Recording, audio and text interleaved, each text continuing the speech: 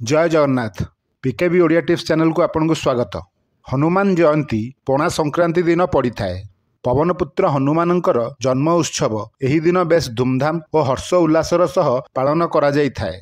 मान्यता अछि जे हनुमान जयंती दिन जो लोक विधि विधान और भक्ति और निष्ठार सह भगवान हनुमानंकर पूजा जप और व्रत करिथाए ताकू जीवनर सबु सुख प्राप्त होइथाए।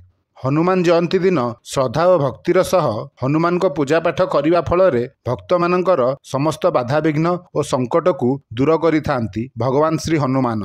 सेथिपाई हनुमान को संकट मोचन मध्य कुहा जाइथाए। घरे मध्य आपण माने हनुमान जयंती दिन प्रभु श्री हनुमान पूजा करिथांती। तेबे आसंतु आजिर एई भिडियो रे आम माने हनुमान जयंती दिन हनुमान को पूजा घरे केमिति करि परिबा सेही विषय रे जानि नेबा। पूजा पाई आपण माने हनुमान को मूर्ति किंबा फोटो आणंतु। हनुमान जयंती दिन ब्रह्म मुहूर्त उठी शौच और स्नान आदि सारी दियंतु। पूजा दिन घर को संपूर्ण भावे धुआधुई करंतु। पूजा करिबा समय रे आपण सफासुतरा वस्त्र परिधान करंतु। पूजा करिया बेले तळे खाली रे न बसी आसन उपरे बसंतु। हनुमान को मूर्ति किंबा फोटो रखिबा पई आपण माने पीढ़ा किंबा खटुलीर व्यवहार करंतु। एही पीढ़ा किंबा खटुली आस्थान को नुआ कना द्वारा सजई देवा दरकार। पूजा पाई प्रथमे कलश स्थापन करंतु। तापर हनुमान को मूर्ति किंबा फोटो को स्वच्छ जल गंगा जल पंचामृत रे स्नान करांतु। आपण हनुमान को क्षीर रे अभिषेक मध्य करई परिबे। प्रभु हनुमान को स्नान करई सारिया परे तांकु नै आस्थान रे स्थापन करंतु। तापर हनुमान को नूतन वस्त्र और पईता पिंधई दियंतु। हनुमान को नारंगी रंगर सिंदूर लागी करंतु। तापर हनुमान को चंदन लगे दियंतु। यापर फूल द्वारा महाप्रभु हनुमान को सजई देवा दरकार। हनुमान को नाली रंगर फूल अधिक प्रिय होइथाए।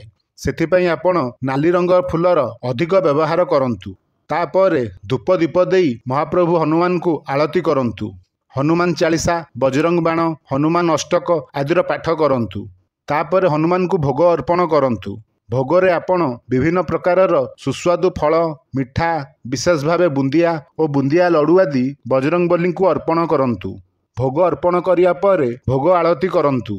किछि समय परे सेही भोग को काढ़ी आनी प्रसाद भावे आपण समस्तक मध्यरे बांटी दियंतु और निजे मध्य ग्रहण करंतु। पुणी संध्या बेले हनुमान को धूप दीप नैवेद्य चढ़ांतु। पूजा समय रे शांत और एकाग्र चित्त रुहंतु। पूजा समय भगवान का ध्यान और नाम जप करंतु। हनुमान जयंती दिन ब्रह्मचर्य व्रत पालन करी प्रभु श्री हनुमान को पूजा बहुत श्रद्धा और निष्ठार करंतु। आपण भगवान हनुमान का आशीर्वाद पाइबे निश्चिंत भावे। आजिर भिडियो रे बस एतिकी ही। भिडियो को लाइक और चैनल को सब्सक्राइब करिया को जमा भी भूलिबे नहीं। भगवान हनुमान को कृपारु आपण को दिनटी भलरे कटू। पुणी देखा हबो आ गोटे भिडियो रे। धन्यवाद।